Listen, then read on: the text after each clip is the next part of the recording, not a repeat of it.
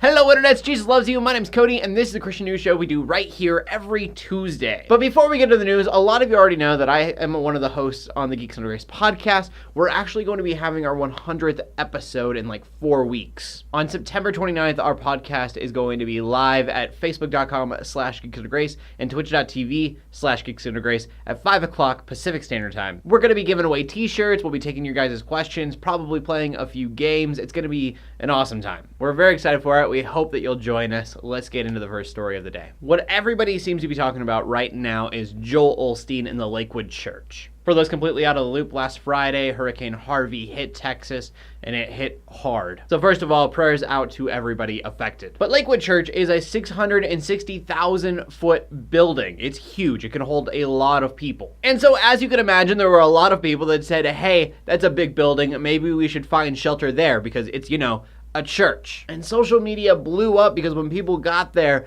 they weren't given shelter. And so it was very easy for people to point and say, hey, this is indeed the worst church ever. But as social media tends to do, we only got half the story. Now, I should say that there is a lot of back and forth of what is true and what is not, but according to Lakewood Church, their building experienced flooding as well. And they had plans to be a shelter for people the entire time. They just needed to let the flooding kind of clear out, and then they can put everything on the second floor. And I've seen pictures of people saying it is flooded. I've seen pictures of people saying it's not flooded. I've heard people say that they're just changing their tune because of the response of social media. But regardless of the back and forth here, what is for sure true is the fact that they are being a shelter for people. And I don't personally know what's what, but what it looks like to me is a bunch of Christians finding a church that they don't agree with and then attacking it as much as possible when the opportunity arose. It's hard to imagine a world where we focus on how we can make the world a better place and not how other people aren't doing so. And as this video shows, I'm not blameless there either.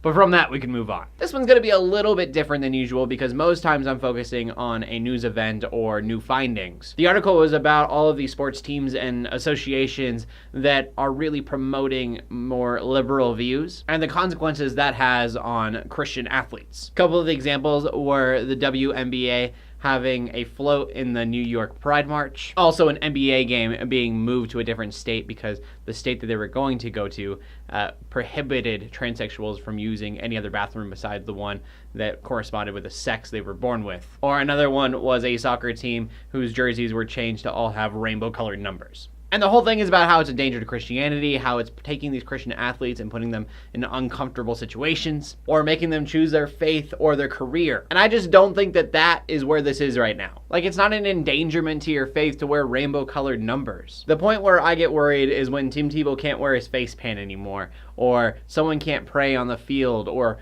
point up to God when they make a point. When they take away your voice, that's when I get a little worried. But from that, we go to the final story of the day. Lifeway Research has done another study. This one has 11 denominations helping out. And this one's for your small church pastors out there. It seems that small churches that evangelize keep the most converts. And this is all percentage based, but it makes a lot of sense to me. If you look at a mega church, they're converting people by the hundreds, but it's really hard to get them plugged in after that. And so what happens with a lot of these people is they come in, they get converted, and then they leave because there's really nothing after that for them. But here's something in the study as well. Most small churches that don't preach the gospel and are not evangelizing to people, they usually only have a 10-year lifespan. And this just makes practical sense. If you're not bringing new people into your church, then it's really easy for that church to just kind of fall away. I think bottom line though, preach the gospel, evangelize to people because it is a good thing. It's what helps churches grow,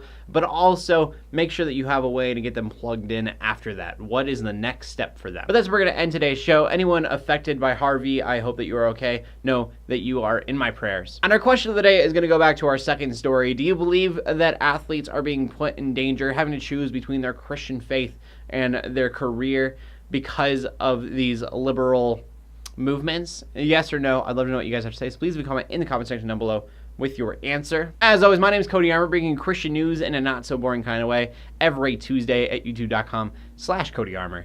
We will see you next week. Love you. God bless.